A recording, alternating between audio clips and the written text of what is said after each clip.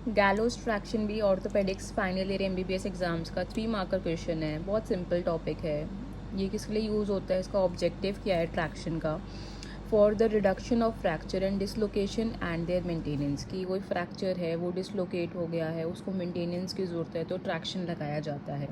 और फ्रैक्चर जैसे एक जगह हो रखा है वो आगे और ना बढ़े, मतलब और आगे ना बोन टूटे, सपोज कोई नाजुक फ्रैक्चर है तो उसके लिए ट्रैक्शन यूज़ करते हैं। For इमोबलाइजिंग a painful inflamed joint, कोई जॉइंट है जो इन्फ्लेम्ड है, उसमें पेन है तो उसके लिए यूज़ होता है। For prevention of deformity by contracting the muscle spasm associated with painful joint movement, मतलब कोई डिफॉर्मिटी हो रखी है जिसमें पेन भी है और मसल स्पाज्म भी है, तो उस डिफॉर्मिटी को प्रिवेंट करने के लिए। For correction of the soft tissue contractures by stretching them out, कोई सॉफ्ट टिश्यू कॉन्ट्रैक्शन हो रखी है उसको स्ट्रेच करके ठीक करने के लिए ट्रैक्शन यूज़ किया जाता है। तो किन किन चीज़ों के लिए ट्रैक्शन यूज़ किया जाता है?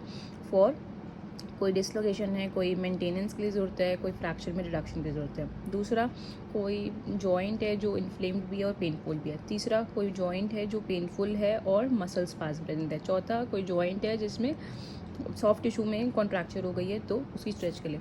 तो अगर डिटेल में आप मतलब पॉइंट्स को बढ़ा के लिखना है ना ऑब्जेक्टिव्स में, एक चीज़ मेरी ध्यान दो, जॉइंट के बारे में पॉइंट लिखोगे सेम, फिर मसल से रिलेटेड सेम पॉइंट लिखोगे, फिर सॉफ्ट टिश्यू से रिलेटेड सेम पॉइंट लिखोगे। कितना आसान है लिखना। क्योंकि देखो कोई जॉइंट बना, ठीक है, उसके वो बोन है एक तरह से, जो जॉइंट है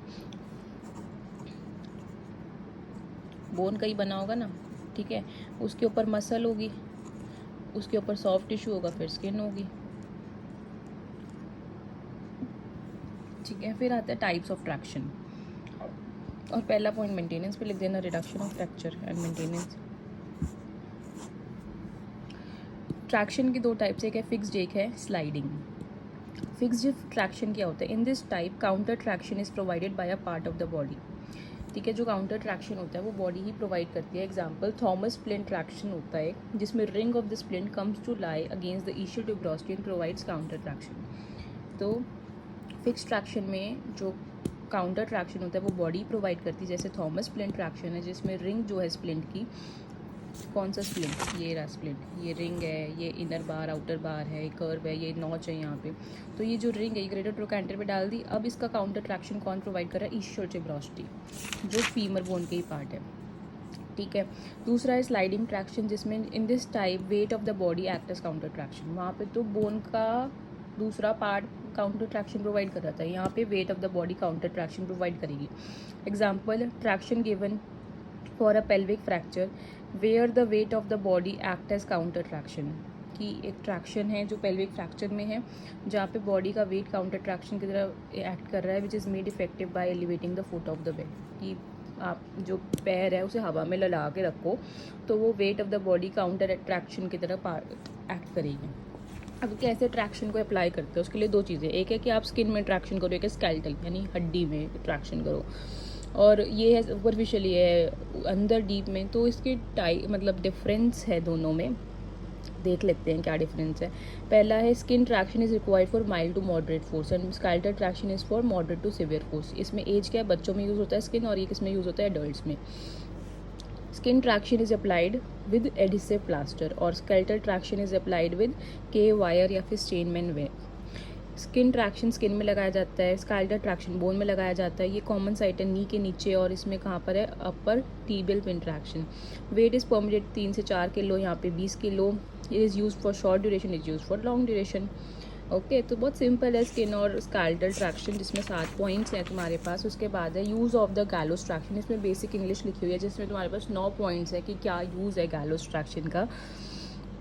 fracture shift shaft of femur in children below 2 years, तो daily care of the patient in traction क्या क्या है कि एक तो कंफर्टेबल होना चाहिए जितना हो सके, दूसरा प्रॉपर फंक्शन करना चाहिए ट्रैक्शन, ठीक है, वो इंश्योर करना है आपने। Traction weight should not be touching the ground, see that ropes are in the grooves of the pulley, the foot of the patient or the end of the traction device should not be touching the pulley, ठीक है, जो foot है वो traction device में touch नहीं करना चाहिए पुली को।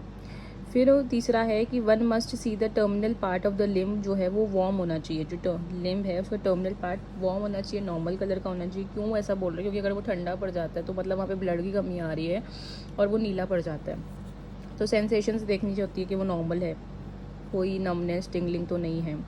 फिर चौथा देखना होता है कोई स्वेलिंग तो नहीं है फिंगर टोज़ में या जहाँ पे भी टाइट बैंडेज लगाई है। फिर फिफ्थ है कि pin tract infection in skeletal traction can be detected early by lifting pain और gentle tapping at the site of the pin insertion. जहाँ पे पिन लगाई है वहाँ पर आपको चेक करना है कि पेन हो रहा है कि नहीं हो रहा है, या फिर जेंटल टैपिंग करनी है ताकि आप सेंसेशंस वगैरह देख सको। Proper position of the fracture रखनी है। क्यों रखनी है प्रॉपर पोजीशन? इंश्योर क्यों करना है? ताकि एक्सरे में आप ट्रैक्शन को चेक कर सको। फिजियोथेरेपी करवानी है लिम्ब की, ठीक है, लिम्ब जिसमें ट्रैक्शन है, ताकि मसल वेस्टिंग कम से कम हो। वॉच रखनी है ताकि कॉम्प्लिकेशंस ना हो, जैसे bed sores, chest congestion, UTI, constipation. Divergence therapy बहुत इंपॉर्टेंट है for any patient to bed for a long time. This may be done for suggesting to do things such as like reading, craft, games, watching television and it's surfing. So let's discuss once again बहुत simple भाषा में कि gallows traction के uses क्या क्या हैं।